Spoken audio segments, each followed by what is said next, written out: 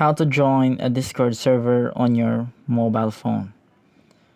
So if you want more tutorials like this, click the subscribe button and that bell icon on for more amazing tutorials like this.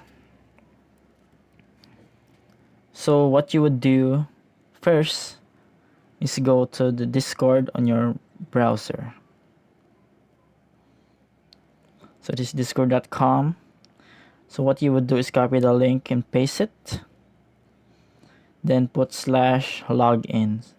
So you would be redirected to the login feature of Discord on the browser.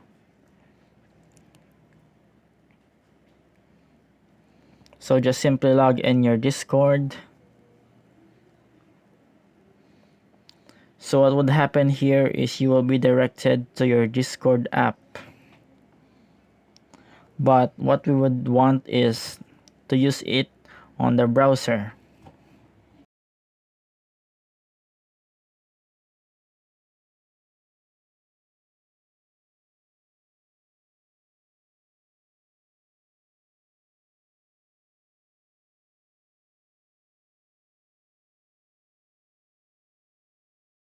Since the features that we are going to find is not there, what we would do is click on the dots and switch to desktop mode.